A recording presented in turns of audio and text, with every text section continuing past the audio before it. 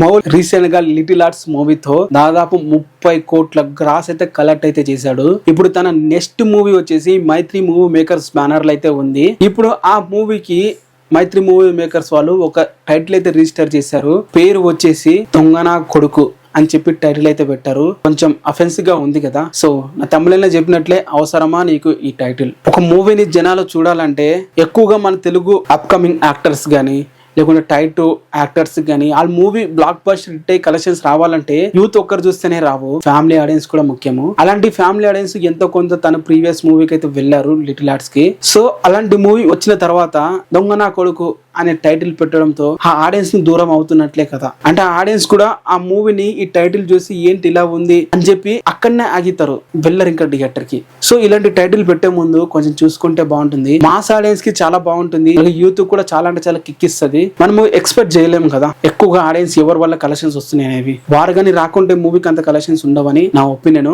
So మైత్రి movie makers వాళ్ళు ఇంకేదైనా ఇది ఒక చిన్న క్యాప్షన్ గా పెట్టి మెయిన్ గా ఏదైనా ఒక టైటిల్ హైలైట్ చేయండి. ఆడియన్స్ అందరు కూడా చూడడానికి రెడీగా ఉంటారు మౌలి కాబట్టి. మీరేమంటారు దీని మీద? ఈ టైటిల్ మీకు ఎలా అనిపించింది కింద కామెంట్ చేయండి.